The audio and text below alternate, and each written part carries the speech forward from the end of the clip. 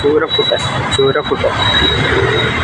Hello, Shabu കിച്ചണിലേക്ക് എല്ലാവർക്കും സ്വാഗതം. ഇതിന്ന് ചൂരയാണ്. ഞാൻ ചൂര മേടിച്ച് ഒന്നെന്തണ്ട പീസ് പീസായിട്ട് ഇറച്ചി കഷ്ണം പോലെ പീസ് പീസാക്കിയാണ് എടുത്തേക്കുന്നില്ല. അതിനുള്ള വറ്റൽമുളക്, വേപ്പില, വെള്ളത്തിലിട്ടേക്ക് മഞ്ഞളത്തിൽ, ഇഞ്ചി, വെളുത്തുള്ളി, ഉള്ളി, പിന്നെ ഒരു ഉണ്ടമുളക്, ഇത്രയാണ്. പിന്നെ നമ്മുടെ ഐറ്റംസ് എന്ന് പറഞ്ഞാൽ ഇവിടെ അടുപ്പത്ത് ചട്ടി റെഡിയാണ്, അരപ്പ് റെഡിയാണ്. അതിന് ഇതിൽ വെളിച്ചെണ്ണ ഒഴിച്ചിട്ടുണ്ട്, അങ്ങനെ തിളച്ച് വരുന്നുണ്ട്.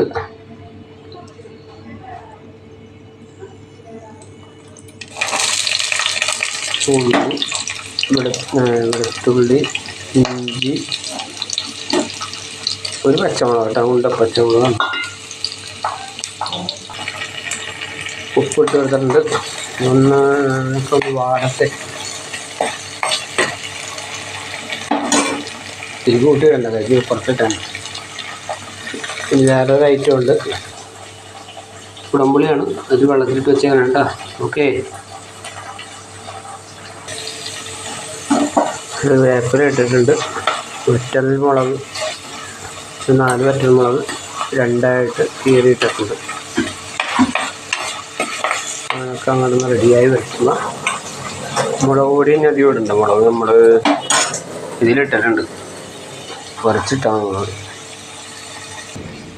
കുറച്ച് മുളക് പൊടി ഇട്ടുണ്ട്. അതിലോട്ട് നമുക്ക് അരപ്പ് ഒഴിച്ച് കൊടുക്കാം. അരപ്പങ്ങൾ ഒഴിച്ച് കൊടുത്ത് വെള്ളം ഒഴിച്ച് കൊടുത്തിട്ടുണ്ട്. തിളച്ച് വന്ന് എന്നിട്ട് നമുക്ക് മീനെടുത്തിട്ട് കൊടുക്കാം. പുളിയുണ്ട് കേട്ടോ, പുളി ഇടാൻ ഇപ്പോൾ കുഴപ്പമില്ല. പുളി ഇട്ട് കൊടുക്കാം, കുഴപ്പമില്ല. ഈ സമയത്ത് ഇട്ടാൽ കുഴപ്പമില്ല. ആ പുളി അങ്ങോട്ട് ഇറങ്ങി ചെന്നോളും അരപ്പിലേക്ക്. ചെറുതായിട്ടൊന്ന് തിളവരട്ടെ, എന്നിട്ട് നമുക്ക് കഷ്ണം ഇട്ട് കൊടുക്കാം. അതിനുവേണ്ടി തീ കൂട്ടിയിടാം കേട്ടോ.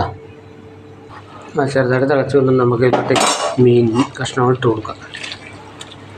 ഓക്കെ, വരാൻ സമയം പോകും. മൊബൈലകത്ത് പിടിക്കട്ടെ, ആഴമുള്ളൂ മൊബൈലിന്. Camera lens മങ്ങിപ്പോവും.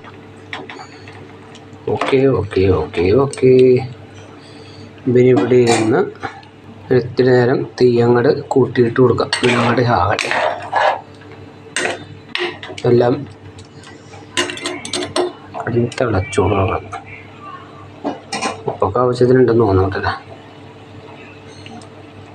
ഉപ്പൊക്കെ ഉണ്ട്, ആവശ്യത്തിനുണ്ട്. എല്ലാം കറക്റ്റ്. അപ്പോൾ കുറച്ച് നേരം കഴിഞ്ഞിട്ട് നമുക്ക് നോക്കാം. പിന്നെ മൂടി വെക്കാം. ഓക്കെ, അപ്പോൾ അവൻ അവിടെ ഇരുന്ന് തീയും കൂട്ടിയിട്ട്